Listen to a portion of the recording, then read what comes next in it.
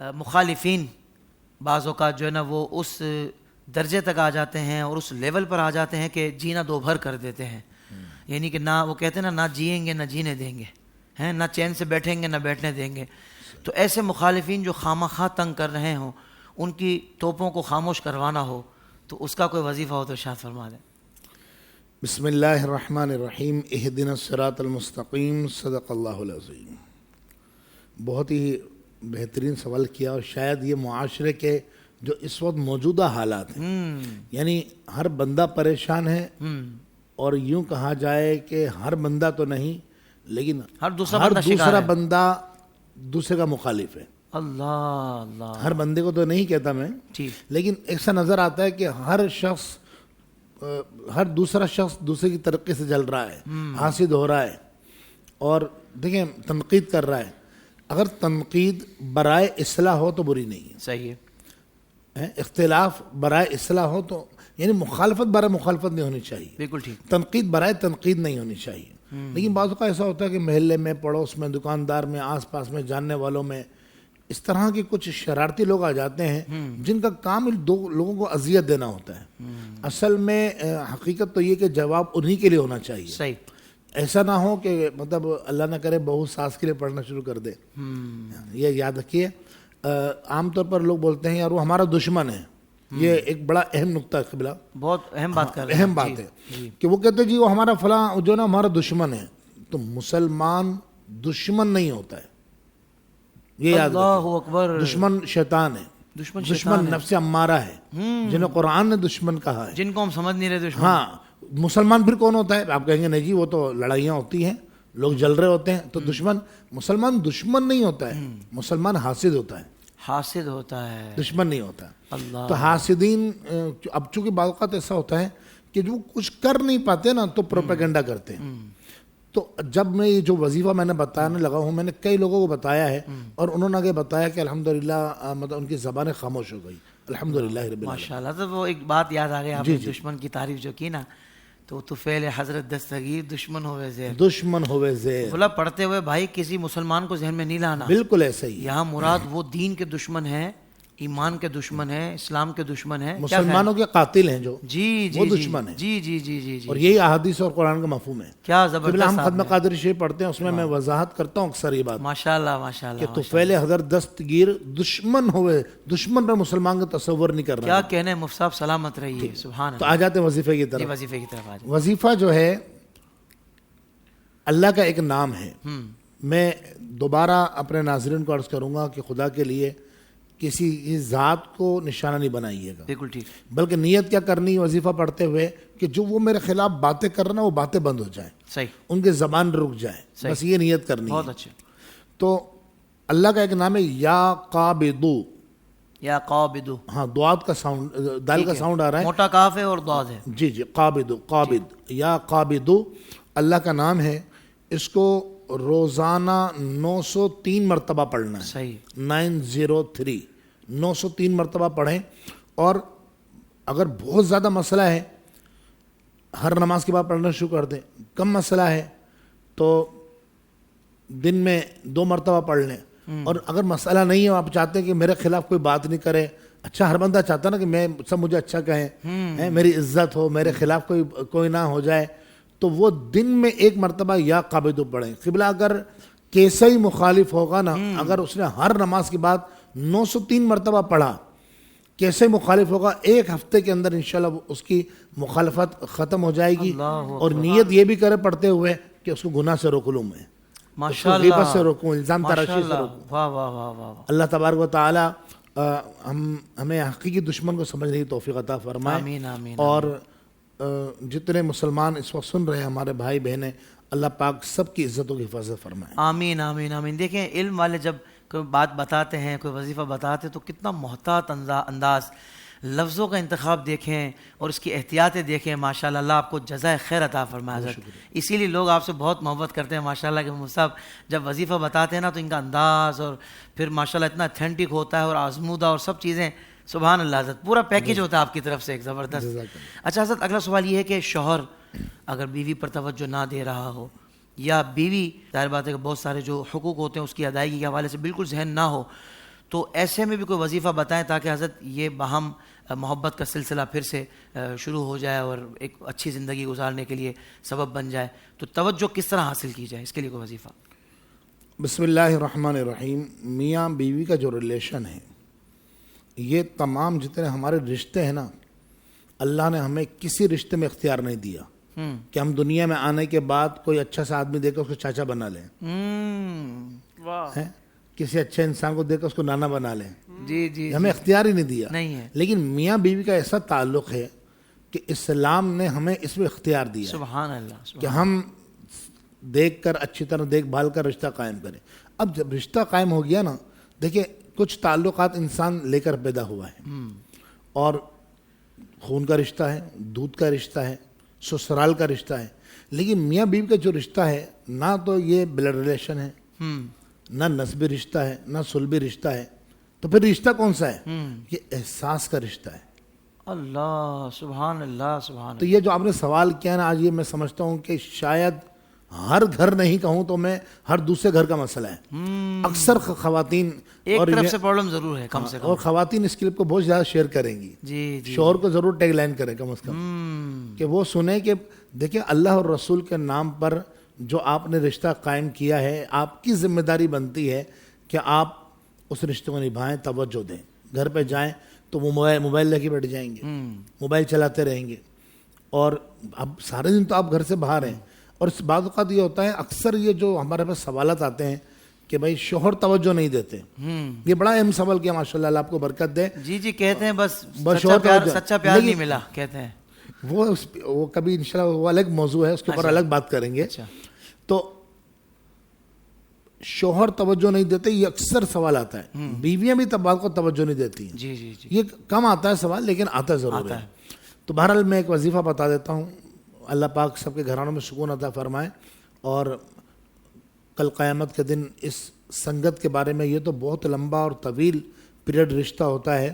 یعنی کہ روایت میں علماء نے لکھا کہ اگر کوئی شخص ساتھ بیٹھتا 2 گھڑی کے لیے, جیسے میری اور آپ کی ایک مجلس ہو رہی ہے, جی جی, کل قیامت کے دن اس مجلس کے بارے میں پوچھا جائے گا. اللہ کہ یہ جو تم ساتھ بیٹھے ہو کیا کیا؟ تو میاں بیوی کے بارے میں نہیں پوچھا جائے گا کہ تم نے کیوں خیال نہیں کیا. اللہ تعالیٰ نے تمہیں حاکم بنایا تھا, وہ بھی ما انفقوا من اموالہم, حکم دیا تھا کہ تم اپنے مال ان پر خرچ کرنا, ان کو توجہ رکھنا. حاکم بنایا تھا, حاکم کا کام یہ ہوتا ہے کہ وہ رعایا کی خبر گیری رکھے. تو تم نے کیوں خبر گیری رکھی؟ کل قیامت کے دن پوچھا جائے گا. بہرحال میں وظیفہ بتا دیتا ہوں. تو اگر بیوی توجہ نہیں دیتی تو شوہر میٹھی چیز پر دم کر کے کھلا دے, اور شوہر توجہ نہیں دیتا تو بیوی میٹھی چیز پر دم کر کے شوہر کو کھلا دے. اللہ تبارک و تعالیٰ کے 2 نام ہیں, یا لطیف یا ودود. دونوں ملا کر پڑھنا ہے. دوبارہ بتا دیتا ہوں, یا لطیف یا ودود, یا لطیف یا ودود. اس کو 149 مرتبہ پڑھنا ہے, 149 مرتبہ. اس کو پڑھیں اور پانی پہ مٹی چیز پر دم کریں. روزانہ دم کرنا ہے, روزانہ کھلانی ہے.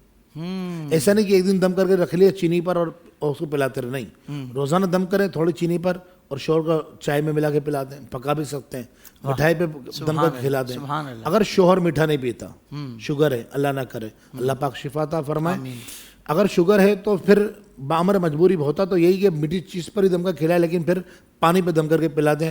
اللہ نے چاہا 1 ہفتہ نہیں گزرے گا, انشاءاللہ باہم محبتیں ہو جائیں گی انشاءاللہ. سبحان اللہ سبحان اللہ سبحان اللہ. یہ کمال کا وظیفہ آپ نے بتا دیا حضرت. مطلب ضرورت ہی نہیں ہے جھوٹے عاملوں کے پاس جانے کی. یہ اللہ کے نام کی برکت و تاثیر ہے, اس کا پاور دیکھیے ماشاءاللہ, کہ اس کو اگر آپ نے اس تعداد کے مطابق پڑھا تو انشاءاللہ مفتی صاحب نے بتایا کہ انشاءاللہ 1 ہفتے کے اندر مسئلہ حل ہو جائے گا. اللہ تعالیٰ آپ کو جی ضرور اللہ کے نام کی برکت دیکھیں قبلہ. جی جی جی, وہ صاحب بسم اللہ الرحمن الرحیم پڑھی جاتی ہے, اس لیے پڑھی جاتی ہے, احادیث میں آیا برکت ہوگی. صحیح. لیکن میں کہتا ہوں یہ بسم اللہ اینٹی بایوٹک ہے. اللہ, آپ کھانے سے پہلے پڑھیں گے کھانے میں برکت ہوگی. اور دوائی کھانے سے پہلے پڑھا تو کہ دوائی میں برکت ہوگی, نہیں, اس کی شفا میں برکت ہو جائے گی, دوائی کم ہو جائے گی. یہ اللہ کے نام کی برکت ہے. اللہ اکبر, سبحان اللہ سبحان اللہ. حضرت مہنگائی کے مارے ہیں بہت سارے, اور معاشی طور پر آپ کو پتہ ہے کہ اکنامیکل کرائسس پوری دنیا میں ہیں, ورلڈ وائڈ ہیں. اور بالخصوص اگر میں اپنے شہر کے اپنے وطن کی بات کروں تو اس وقت کرنسی بہت ڈی ویلیو ہو چکی ہے. تو تنخواہ میں گزارا نہیں ہو رہا. پہلے اسی تنخواہ میں پورا ہو رہا تھا, مگر اب چونکہ کرنسی ڈی ویلیو ہو گئی, چیزیں بڑھ گئی, تنخواہ اتنی ہی ہے یا مائنر سا اضافہ ہوا ہے.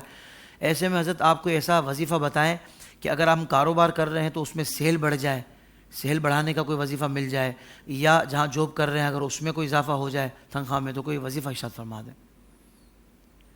یہ ایک بڑا موجودہ دور کے حوالے سے میں سمجھتا ہوں یہ بڑا قیمتی سوال ہے جی. کہ ظاہر سی بات ہے ہر بندہ اپنے گھر کے معاملات چلانے کے لیے کچھ نہ کچھ ہیلا وسیلہ کرتا ہے, کوئی کاروبار کرتا ہے, کوئی جاب کرتا ہے. دیکھیں حالات اپنی جگہ ہیں, لیکن بعض اوقات ایسا ہوتا ہے کہ ہم دیکھتے ہیں پوری مارکیٹ میں سب کی دکانیں چل رہی ہے اور میں ہی فارغ بیٹھا رہتا ہوں, میں ہی فارغ بیٹھا ہوں. ہاں ہاں ہاں, میری کارنر کی دکان ہے, کسٹمر دیکھتا ہوا گزر جاتا ہے اور پوچھتا تک نہیں ہے اندر سے جا کے. یعنی بعض اوقات آپ کو یہ لوگ ہمارے پاس آتے ہیں یہ بھی کہتے ہوئے نظر آتے ہیں کہ وہ ہم بیٹھے ہوئے ہوتے ہیں, حالانکہ ہمارے پاس اس دکان سے, ہمارے سامنے دکان سے زیادہ اچھی چیز ہے, اس سے کم دام میں دے رہے ہیں, لیکن کسٹمر وہاں سے لے لے گا, ہم سے نہیں لے گا. اسی طرح فیکٹری والے بعض اوقات آتے ہیں, وہ بولتے ہیں کہ ہمارا پروڈکٹ دوسری فیکٹریوں سے زیادہ اچھا ہے, کم دام میں, لیکن نہیں بکتا ہے. تو اس کے لیے ایک بہت پیارا وظیفہ ہے, سبحان اللہ, بہت پیارا وظیفہ, اور یہ درود پاک کا وظیفہ ہے. واہ واہ, حضور پر درود پاک کا وظیفہ ہے. لیکن پڑھنا یہی والا درود پاک ہے جو میں آپ کو عرض کر رہا ہوں. یہ درود پاک عام جو پنچورہ ہوتا ہے, مدنی پنچورہ بھی دعوت اسلامی کا جو اس میں مل جائے گا انشاءاللہ, عام پنچوروں میں مل جاتا ہے. فیکٹری پر یا دکان پر جانے لگیں تو 11 مرتبہ پڑھ کے چلے جائیں, بس زیادہ لمبا نہیں, 11 مرتبہ 11 مرتبہ پڑھ کے سبحان چلے جائیں. اللہ, سبحان اللہ. اور اگر جلدی اثر چاہیے تو 2 ٹائم 40 مرتبہ پڑھیں, یعنی صبح بھی اور رات کو بھی 40 مرتبہ. اگر ٹائم نہیں ملتا ہے تو پھر کام پہ جاتے ہوئے صرف 11 مرتبہ پڑھ لیں. سینے میں جانے سے پہلے پڑھنا ہے, جاتے ہوئے پڑھ سکتے ہیں, گاڑی ڈرائیو کرتے ہوئے پڑھ سکتے ہیں, اور آپ کسی کنوینس میں جاتے ہیں روڈ پہ چلنے والی تو اس میں بیٹھ کے پڑھ سکتے ہیں, کہ نہیں راستے میں بھی پڑھ سکتے ہیں, نکلنے سے پہلے بھی پڑھ سکتے ہیں, کسی بھی اعتبار سے پڑھا جاتا ہے. صحیح. اب میں وظیفہ بتانے لگا ہوں. اللہم صلی علی محمد عبدک و رسولک وصلی علی المؤمنین والمؤمنات والمسلمین والمسلمات. سبحان اللہ, سبحان اللہ. دوبارہ بتا دیتا ہوں. اللہم صلی علی محمد عبدک و رسولک وصلی علی المؤمنین والمؤمنات والمسلمین والمسلمات. 2-3 بار پڑھیں گے تو یاد بھی ہو جائے گا, اور یہ گوگل سرچ کریں گے تو اس پہ بھی آ جائے گا. سبحان اللہ. یہاں بتانے سے جو میں وظائف بتاتا ہوں تو کوشش یہ ہوتی ہے کہ میں وہ وظیفہ بتاؤں جو میں نے خود پڑھا ہو یا اس کا اثر دیکھا ہو. سبحان اللہ. اور اکثر جو وظائف بتائے جاتے ہیں وہ میں بعض اوقات اس کا ٹائم بھی نوٹ کرتا ہوں کتنی دیر لگے گی پڑھنے میں, صحیح ہے, تاکہ کسی کو پریشانی نہ ہو. واہ واہ واہ, حضرت ہمارا دین آسانیاں دیتا ہے. کیا کہنے, حضور نے فرمایا لوگوں کو آسانیاں دو, مشکل میں مت ڈالو. بس شروع والا تو نہ پھرو, لوگوں کو اچھی اچھی باتیں بتاؤ, ان کو ڈراؤ مت, خاموخواہ نفرتیں مت ڈالو. تو اللہ پاک جتنے ہمارے بھائی بہنیں جو روزگار کے حصول کے لیے کوششیں کر رہے ہیں, اللہ پاک ان کو برکت عطا فرمائے. آمین آمین آمین. اچھا مصطفیٰ, آخری سوال ہے کہ مسافہ کرنا تو ہمارے پیارے صلی اللہ علیہ وسلم کی سنت مبارکہ ہے, اور ظاہر بات ہے کہ لوگ اس میں آگے بڑھ کر سلام کر رہے ہوتے ہیں, مسافہ کر رہے ہوتے ہیں, مگر کچھ لوگوں سے جب ہاتھ ملایا جائے نا تو ایسا لگتا ہے جیسے اب یہ بھی وضو کر کے آئے ہیں. تو ان سے پوچھا جائے کہ بھائی اتنا پانی بولا یار پسینہ ہاتھ میں بہت آتا ہے, تو ہاتھ میں اگر بہت زیادہ ہے, نہیں کہ عام حالات یا عام لوگوں سے مقابلے میں زیادہ پسینہ آتا ہو, تو اس کا بھی کوئی وظیفہ ہے کہ پسینہ کم ہو جائے ہاتھ میں؟ بالکل وظیفہ ہے, اور یہ ایک بڑا مسئلہ ہے. خصوص آپ سوچیں حافظ صاحب, چہرہ, ہاتھ اور پیر, یہ 3 مقام ایسے ہیں سردی میں جب تک ان کو گرماس نہیں ملے گی نا سکون نہیں ملے گا. اب آپ سوچئے جس کو پسینہ آتا ہو بیچارے کو, سردی میں اس کے ہاتھ کیسے رہیں گے؟ کیونکہ میں نے بعض مریضوں سے ملاقات کی تو وہ بیچارے مرض میں مبتلا ہوتے ہیں اور پسینہ یعنی بہہ رہا ہوتا ہے, ہاتھ سے پسینہ بہہ رہا ہوتا ہے. پیر, مجھے ایک صاحب ملے, انہوں نے کہا کہ وہ میں سوکس پہنتا ہوں نا تو گیلے ہو جاتے ہیں, اتنا پسینہ آتا ہے. بعض اوقات یہ پسینہ نعوذ باللہ بدبودار بھی ہوتا ہے, تو بہت آزمائش ہو جاتی ہے. صحیح. انہوں نے کہنے کہ کئی مرتبہ نہانا پڑتا ہے کہ بدبو نہیں آئے, پرفیوم لگانے پڑتے ہیں, عطر کا استعمال کرنا پڑتا ہے. تو کوئی بھی بھائی یا بہن اگر اس مرض میں مبتلا ہے کہ پسینہ بہت زیادہ آتا ہے, تو بہت آسان وظیفہ ہے. کئی لوگوں کو ہم نے استعمال کروایا, الحمدللہ رب العالمین, زیادہ نہیں 5 سے 6 دنوں میں فرق آ گیا. اور بہت چھوٹی سی قرآن کی سورت ہے, سورہ کوثر. سبحان اللہ. سورہ کوثر آپ پڑھیں, 10 مرتبہ انا اعطیناک الکوثر فصلی لربک ونحر ان شانئک هو الابتر، 10 مرتبہ پڑھنا ہے سورۃ کوثر کو، اور دونوں ہاتھوں پہ دم کرنا ہے، دم کرنا ہے۔ دم کرنے کے بعد جہاں جہاں پسینہ آتا ہے، مثال کے طور پر ہاتھوں پہ آتا ہے تو یہ ہاتھوں پہ پھیر لیا یوں، ٹھیک ہے، پیروں پر آتا ہے تو 10 مرتبہ پڑھ کے پیروں پہ پھیر لیا۔ اچھا ایک ہی مرتبہ پڑھنا ہے، 10 مرتبہ پڑھ لیا، وہی ہاتھ پھیر لیا وہی پیروں پر، اور بغلوں کے نیچے سے آتا ہے، جہاں جہاں سے وہاں ہاتھ پھیرے۔ اللہ نے چاہا انشاءاللہ ایک ہفتہ نہیں گزرے گا پسینہ کم ہو جائے گا۔ اب دیکھا انہوں نے دیکھا کہ ایک ہفتے ہم نے مسلسل پڑھا تو پسینہ کم ہو گیا، تو اس کا مطلب یہ ہے کہ 3 مہینے میں انشاءاللہ یہ بیماری، یہ عارضہ جڑ سے ختم ہو جائے گا۔ اللہ اکبر، سبحان اللہ سبحان اللہ۔ مفتی صاحب اللہ تعالیٰ آپ کو جزائے خیر عطا فرمائے، آپ نے بہت پیارے ماشاءاللہ حل ارشاد فرمائے ان مسائل کے، اور یقین مانے کہ امت کو، حضور کی دکھیاری امت کو بہت فائدہ ہوگا انشاءاللہ۔